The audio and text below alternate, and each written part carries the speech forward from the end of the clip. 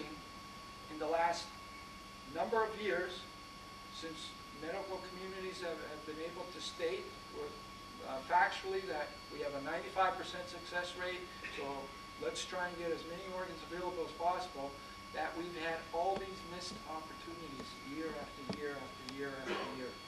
You know, so we have to address that. We have to, as a country, as a family, we have to address that and put in a system that can best save those 4,000 people that are on the waiting list right now. We have to do that as a country, because it could be either one of us that could end up on that waiting list one day. I mean, I got the news after a regular medical checkup. You know, I was told I only had 2 years left to live. There was a virus that was eating up my liver, and I was told the news I had and I thought I was in tip-top shape. You know, it can happen to anyone during a checkup. And if they get the news that they might need an organ, whether it's a liver or heart or whatever, then the process of going on that waiting list, with the present situation, it's a very desperate situation. You know, because it's like hitting a jackpot right now to get an organ. And it doesn't have to be that way in our country. So what we're doing is, of course, letting everybody know how important it is to become an organ donor. But we really need, you know, and I'm doing this because I'm hearing time after time after time of families that have lost someone on the waiting list. And they're saying, why hasn't the country done more on this? You know, we could develop systems that other countries have, and they have very high rates. They don't have no shortage at all. We can develop the same systems here. And you know, it's high time that we do that. So our campaign is to try and inspire as many Canadians as possible, but we need to face the realities here and hopefully get some needed changes made on our system. And if we can do that, there's going to be thousands and thousands and thousands of more happier people, more joy, such as Rocky's family that experienced the joy of having their dad around. You know, and we need to hear more of those stories. So,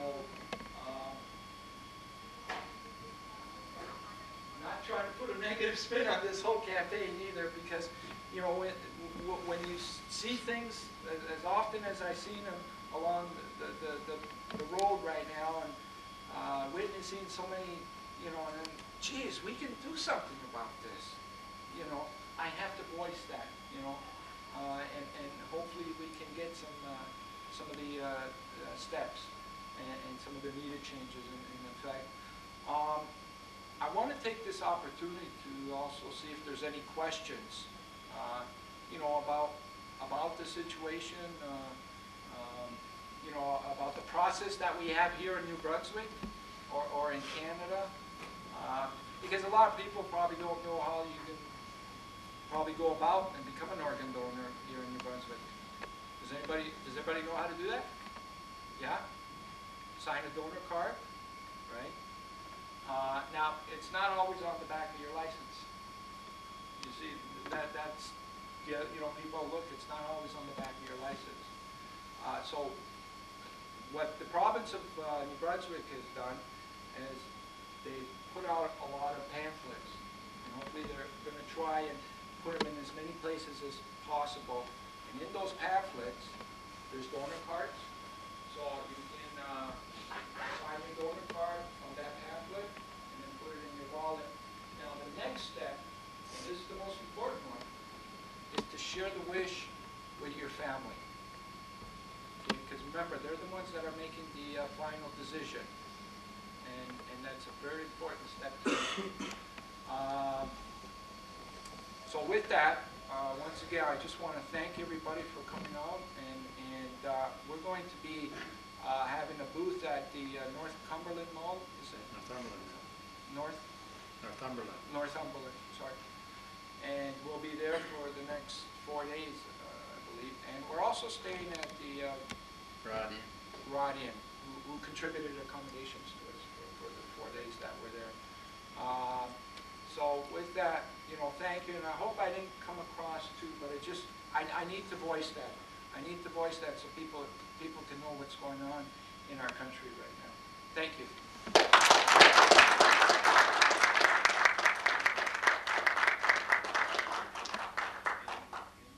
Oh, okay. Don't be shy. Well, I don't know. Did you guys got pins? I'll go there for the moment. We have enough for everybody there, but anyway, take them all, and Okay. we have more. Let's get one photo of all the contributors, if that's okay. Yep. We got the leader. You set it up. Flag. Yeah, get Ready Rocky. to go. There he is, sitting down. Okay, right. And Garrett Boss wants to call his name in. Walk in front of you for a second there. No problem. Electronic pictures.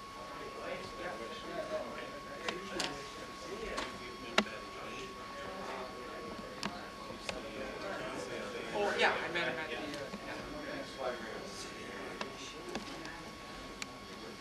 Wide angle. People will figure out the right. Yeah.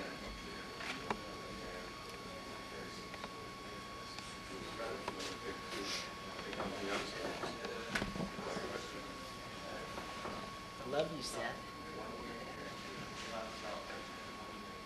Yeah. look, no, I mean, look at it this way. Yeah. It's blinking. The green, doesn't the green light stay on too? Yeah, and the green light, yeah, and then it's kind of like an arrow, too, you know, like it's, and then you'll see 2 bars when it's on pause. So we don't got too much battery left on this. No, that's right. But I just want to get it. Yeah, to get it.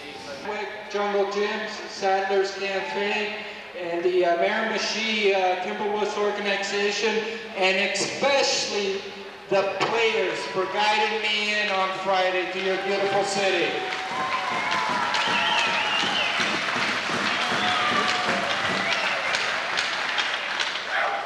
Now, if I could call upon the captain of the Halifax Home Exports, as well as Seth Anderson, for the ceremonial dropping of the puck with George at center ice.